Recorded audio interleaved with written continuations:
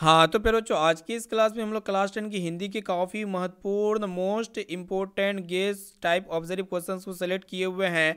तो जितने भी विद्यार्थी 2026 में फाइनल एग्जाम देने वाले हैं, अगर आप ये सभी 50 चुनिंदा चुनिंदा ऑब्जर्व क्वेश्चंस को अच्छी तरीके से याद कर लेते हैं तो आपके फाइनल मैट्रिक बोर्ड परीक्षा में ये 50% में से काफ़ी सारे परसेंट 100% आपके एग्जाम में देखने को मिलेगा।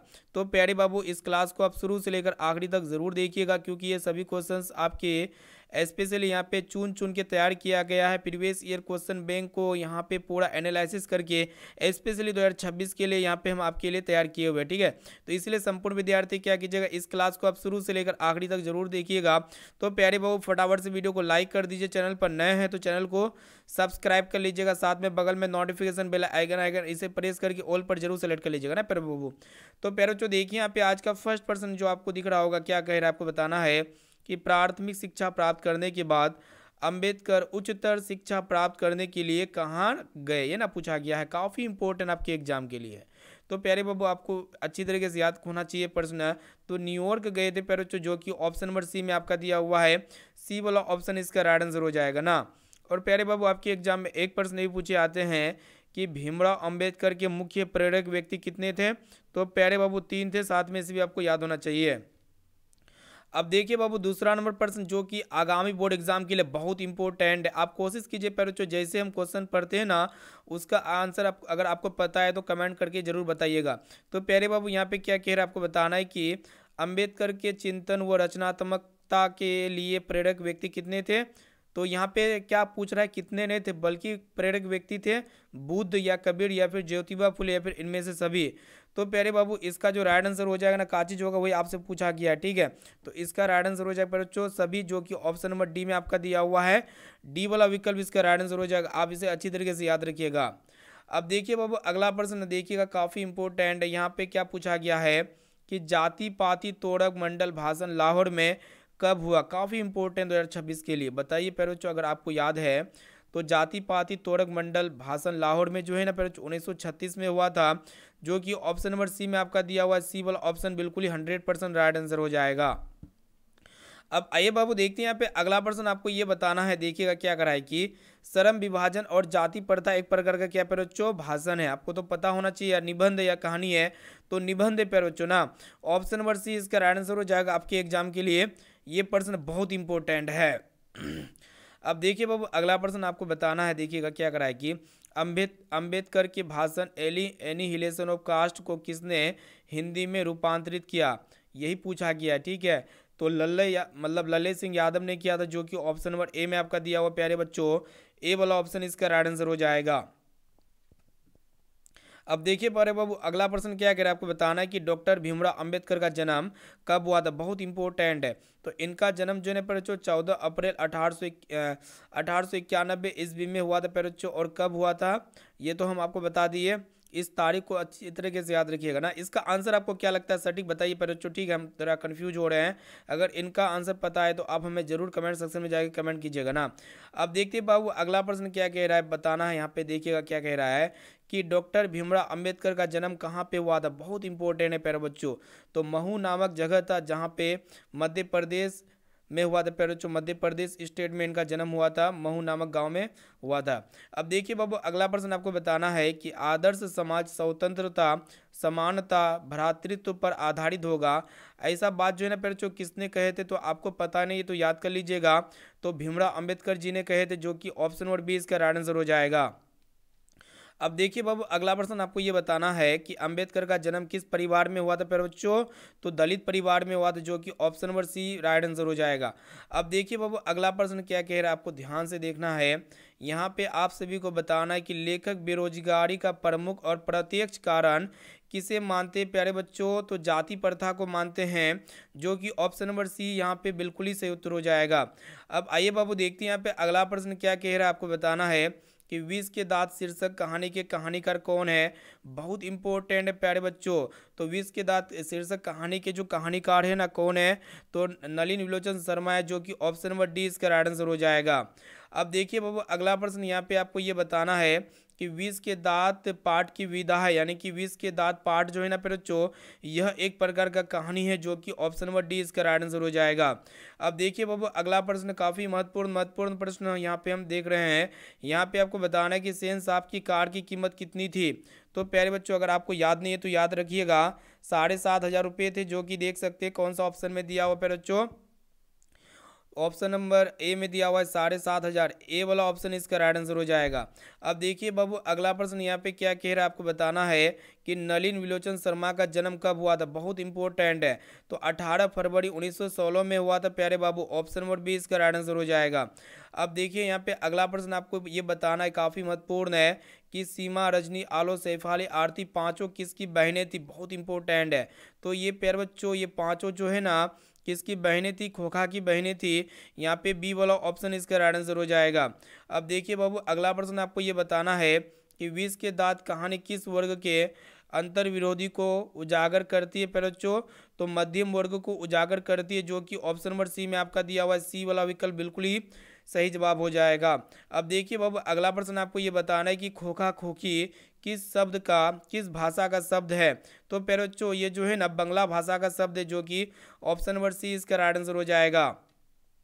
अब आइए प्यारे बच्चों देखिए यहाँ पे आपको ये बताना है कि शोफर शब्द का अर्थ क्या होता है। तो ड्राइवर होता है प्यारे बच्चों, जो कि ऑप्शन नंबर डी बिल्कुल ही सही जवाब हो जाएगा।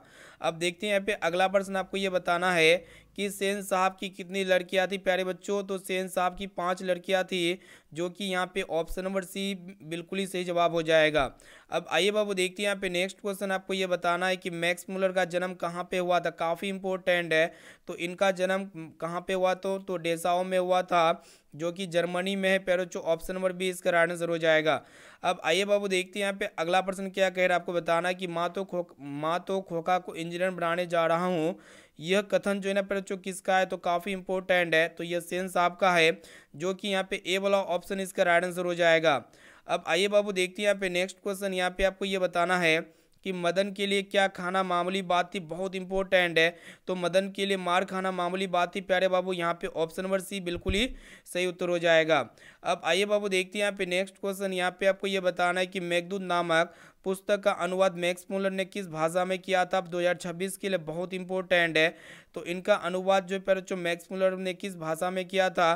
तो जर्मन भाषा में किया था, जो कि यहाँ पे ऑप्शन नंबर डी बिल्कुल ही सही जवाब हो जाएगा। अब आइए बाबू देखते हैं यहाँ पे नेक्स्ट क्वेश्चन। आपको ये बताना है कि मैक्स मुलर को वेदांतियों का वेदांती किसने कहा। काफ़ी इंपॉर्टेंट है। तो स्वामी विवेकानंद जी ने कहा था, जो कि बी वाला ऑप्शन इसका राइट आंसर हो जाएगा। अब आइए प्यारे बच्चों आपको ये बताना है कि निर्वंश विद्या का संबंध किससे है। इतने यहाँ पे हम जितने भी क्वेश्चंस को हमको बता रहे हैं ना बच्चों, ये सभी क्वेश्चंस आपके एग्जाम में 100% पूछे जाएंगे, इसलिए आप लोग ध्यानपूर्वक एक एक क्वेश्चंस को याद करते हुए चलिएगा ना।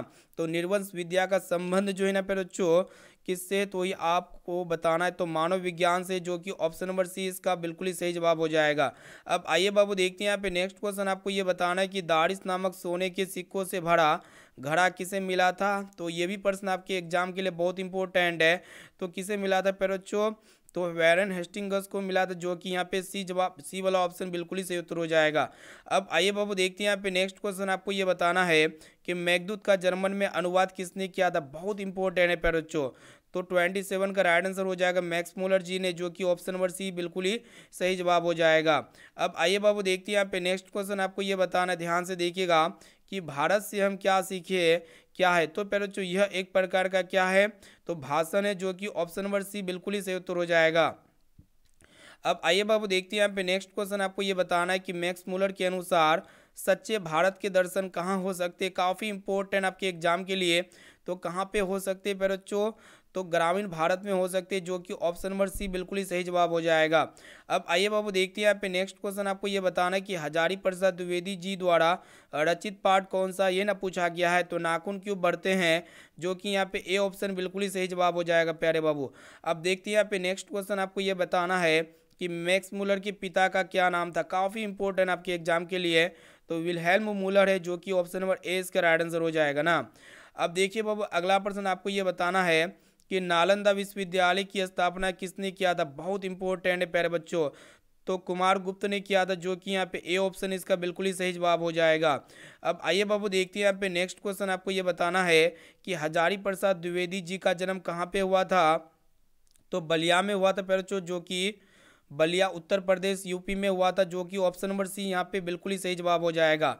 अब आइए बाबू देखते हैं यहाँ पे नेक्स्ट क्वेश्चन, आपको ये बताना है कि कौन मनुष्य का आदर्श नहीं बन सकती है। तो मनुष्य का आदर्श जो है ना बच्चों कौन नहीं बन सकती, वही आपसे पूछा गया है। तो ठीक है, तो यहाँ पे अगर देखा जाए तो बंदरिया नहीं बन सकती है।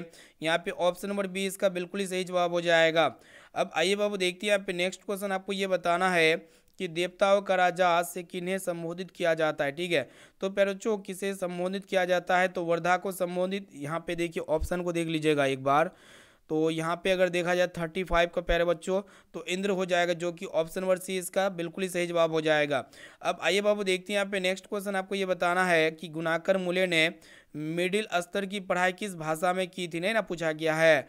तो प्यारे बच्चों किस भाषा में की थी, तो मराठी भाषा में की थी, जो कि यहाँ पे ए वाला ऑप्शन इसका बिल्कुल ही सही जवाब हो जाएगा। अब आइए प्यारे बच्चों देखिए यहाँ पे आपको ये बताना है कि मूल्य ने अंग्रेजी और हिंदी की पढ़ाई कहाँ पे की, ये ना पूछा गया है। तो कहाँ पे की थी प्यारे बच्चों, तो यहाँ पे अगर देखा जाए तो 37 का देख सकते हैं, वर्धा हो जाएगा, जो कि ऑप्शन नंबर सी इसका सही जवाब हो जाएगा। अब आइए बाबू देखते हैं यहाँ पे नेक्स्ट क्वेश्चन, आपको ये बताना है कि नेपाली भाषा किस लिपि में लिखी जाती है। तो प्यारे बच्चों ये देवनागरी लिपि में लिखी जाती है, इसे आप अच्छी तरीके से याद रखिएगा। लेकिन नेवाड़ी भाषा का उल्लेख है, जो आपको पता होना चाहिए बच्चों, ये देवनागरी लिपि में भी लिखी जाती है ना। ये जो है नेपाली भाषा, ये नेवाड़ी भाषा का उल्लेख होता है एक तरह का। अब देखते हैं बाबू अगला प्रश्न ये कह रहा है, आपको बताना है कि 9 2 11 होना मुहावरे का अर्थ क्या होता है। तो भाग जाना होता है, जो कि यहाँ पे बी वाला ऑप्शन बिल्कुल ही सही उत्तर हो जाएगा। अब आइए बाबू देखते हैं यहाँ पे नेक्स्ट क्वेश्चन, आपको ये बताना है कि माँ के डर से उसका रात भर छिपा रहा। तो प्यारे बच्चों कौन छिपा रहा, तो बताना है कहाँ पे छिपा रहा ना, ये ना पूछा गया है। तो जंगलों में छिपा रहा, जो कि ऑप्शन नंबर बी बिल्कुल ही सही उत्तर हो जाएगा। देखते हैं यहाँ पे नेक्स्ट क्वेश्चन, प्यारे बच्चों आपको बताना है कि ललित निबंध है। तो प्यारे बच्चों इनमें से ललित निबंध कौन सा है, तो नाखून क्यों बढ़ते हैं, जो कि ऑप्शन नंबर बी इसका राइट आंसर हो जाएगा। अब आइए बाबू देखिए यहाँ पे आपको बताना है कि पुराने का मोह सब वासब, मतलब यहाँ पे ये कह रहा है कि पुराने का मोह सब समय वांछनीय नहीं होता, यह किस लेखक की पंक्ति है। तो ये जो है ना जो हजारी प्रसाद द्विवेदी जी की पंक्ति है, जो कि यहाँ पे ऑप्शन नंबर सी जो है ना बिल्कुल ही सही उत्तर हो जाएगा। अब आइए बाबू देखते हैं यहाँ पे नेक्स्ट क्वेश्चन, आपको ये बताना है कि दोहा कोश जो है ना जो ये किसकी रचना है। तो आपको बताना है कि दोहा कोश जो है ना जो ये किसकी रचना है ना पूछा गया है। तो ये सरहद पात की रचना है, जो कि यहाँ पे ए वाला ऑप्शन इसका राइट आंसर हो जाएगा प्यारे बच्चों। अब देखिए बाबू आपको अब बताना है कि हिंदी के आदि कवि किसे कहा जाता है। तो गुणाकर मूल्य जी को यहाँ पे देखिए हिंदी के आदि कवि पूछा गया, तो सरहद पात को कहा जाता है, जो कि यहाँ पे डी ऑप्शन बिल्कुल ही सही उत्तर हो जाएगा। अब आइए बाबू देखते हैं यहाँ पे नेक्स्ट क्वेश्चन, आपको ये बताना है कि सूर्य नामक पुस्तक किसकी रचना है। तो ये बच्चों ये किन की रचना है ना, तो ये बच्चों दिल बहादुर सूर्य नामक पुस्तक किनकी रचना है। तो ये जो है ना बच्चों किनकी रचना है, तो 45 का देखिए यहाँ पे गुणाकर मूल्य हो जाएगा, जो कि ऑप्शन नंबर सी इसका राइट आंसर हो जाएगा। अब आइए बाबू देखते हैं यहाँ पे नेक्स्ट क्वेश्चन, जो कि बहुत इंपॉर्टेंट है कि बहादुर का पूरा नाम क्या है बच्चों। तो दिल बहादुर है, जो कि यहाँ पे बी विकल्प में दिया हुआ, बी वाला विकल्प बिल्कुल ही करेक्ट आंसर हो जाएगा। अब देखिए प्यारे बच्चों अगला प्रश्न आपको बताना है कि निर्मला कौन थी प्यारे बच्चों। तो ये निर्मला जो है ना कहानीकार की पत्नी थी, जो कि ऑप्शन नंबर सी में आपका दिया हुआ सी वाला विकल्प इसका बिल्कुल ही सही उत्तर हो जाएगा। अब देखिए बाबू अगला प्रश्न आपको ये बताना है कि बहादुर जो है ना कहाँ से भागकर आया था प्यारे बच्चों। तो ये नेपाल से भागकर आया था, जो कि ऑप्शन नंबर डी में आपका दिया हुआ है, डी वाला विकल्प बिल्कुल ही सही उत्तर हो जाएगा। प्यारे बच्चों यहाँ पे आपको ये बताना है कि बहादुर यानी कि दिल बहादुर कहाँ के रहने वाले थे बच्चों। तो ये नेपाल के रहने वाले थे, जो कि यहाँ पे सी ऑप्शन में दिया हुआ सी वाला विकल्प इसका बिल्कुल ही करेक्ट आंसर हो जाएगा। अब देखिए प्यारे बच्चों अगला प्रश्न आपको ये बताना है कि लेखक के और रिश्तेदार ने बहादुर पर क्या आरोप लगाए थे प्यारे बच्चों। तो पैसे चुराने का आरोप लगाए थे, यानी कि रुपये खाने का। यहाँ पे देखिए प्यारे बच्चों ए वाला ऑप्शन इसका राइट आंसर हो जाएगा। तो प्यारे बाबू यहाँ पे हम लोग टोटली जो है ना हिंदी के मोस्ट इम्पोर्टेंट यहाँ पे देख सकते हैं कि 50 most important guess observe questions को आपके एग्जाम 2026 के लिए स्पेशली यहाँ पे सभी बुक से चुन चुन के और प्रीवियस ईयर क्वेश्चन बैंक को उठा के पलटा के एक एक क्वेश्चंस को हम एक एक क्वेश्चंस को टाइप करने के पश्चात आपके सामने प्रस्तुत किए थे, और ये सभी क्वेश्चंस को अच्छी तरीके से याद कर लेते हो ना, तो आपके एग्जाम में 100% काफ़ी सारे पर्सन 100% पूछे जाएंगे पर बच्चों, इसलिए सभी क्वेश्चंस को याद कर लीजिए। उसके बाद बताइए कि 50% में से आपको पहले से कितना परसेंट का आंसर याद था, कितना परसेंट का सही और सटीक जवाब दे पाए ना। तो प्यारे बच्चों, उससे पहले जो विद्यार्थी लाइक नहीं किए तो लाइक कर दीजिए, प्यारे बच्चों आप लोग भुला जाते हैं। और इस चैनल को अपने सोशल मीडिया प्लेटफॉर्म में जरूर शेयर कीजिए, और चैनल को भी सब्सक्राइब कर लीजिएगा ना प्यारे बच्चों। फिर नेक्स्ट मिलेंगे अगले क्वेश्चंस के साथ। तो प्यारे बच्चों, थैंक यू।